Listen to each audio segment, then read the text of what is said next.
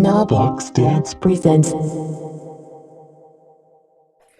right, so Jacob, before we begin with our questions, um, we want to know, can you tell us about who Jacob Jonas is outside of dance? Tell us a little bit about yourself.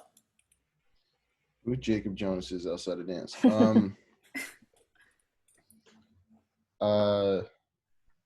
I'm not sure. I'm just a guy trying to learn and grow, and I surround myself with people that are smart and know more things than I do. And I'd consider myself a very inquisitive person who really looks up to a lot of people and wants to learn as much as possible from as many people. And then with that, tell my own stories through whatever avenues I can. And then I really love culture and people and diversity and traveling. And so I love learning about as many people as possible. I think that's the best way to represent kind of my core values: family, curiosity, integrity. Right. I brought the three words from your website, JJTC, Jonas, the company. I love the values, the three words: curiosity, family, and integrity. Am I right? Yeah. So curiosity, you talked about never finding a formula, thinking and doing. Into family, we are not in competition with each other or other artists. This is home, like you just said. Integrity, we produce people as much as we produce work. So those are the excerpts from the values. I'm curious about, I want to ask this question then, what makes your company really unique? And as an artistic director, what is your role? Yeah, I think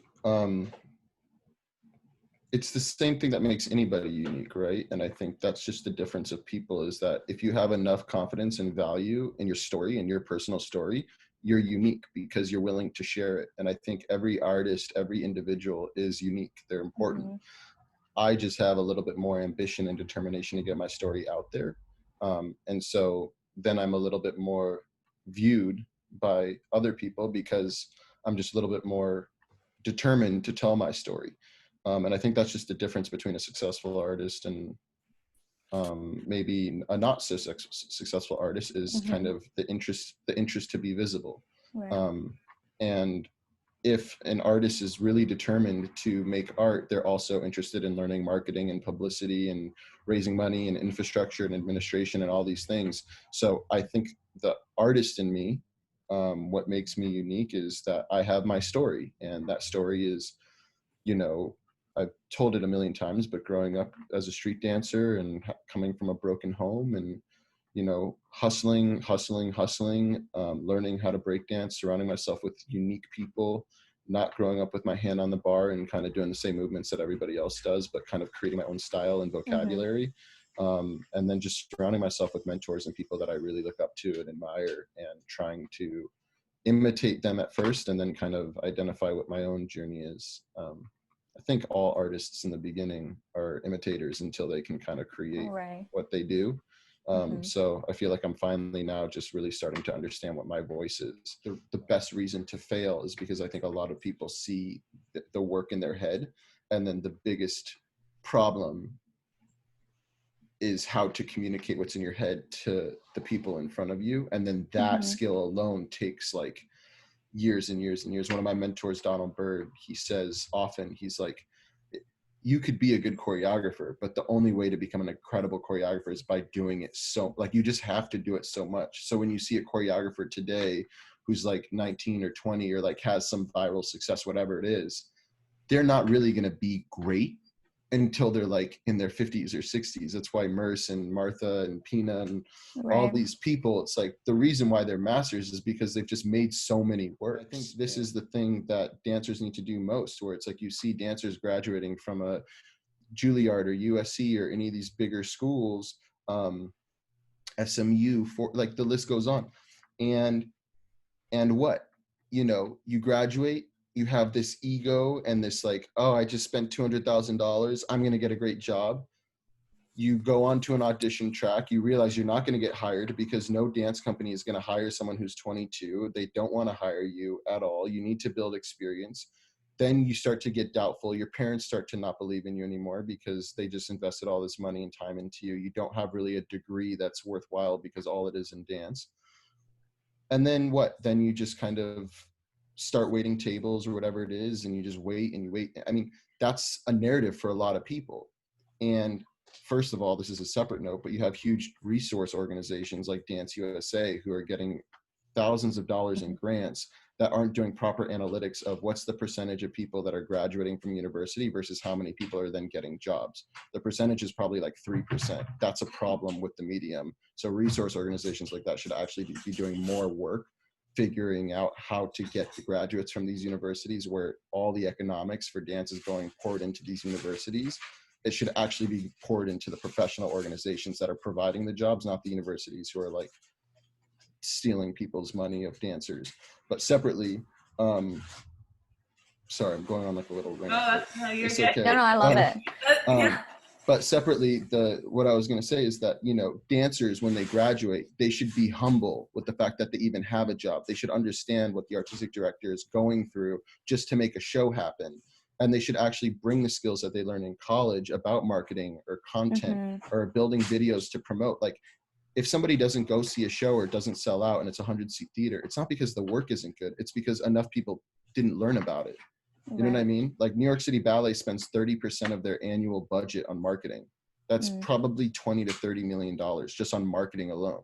It's like, that's what people need to be doing every year, is spending that amount of money on marketing. We don't spend $1 on marketing because we figured out a social strategy where it just kind of all filters throughout.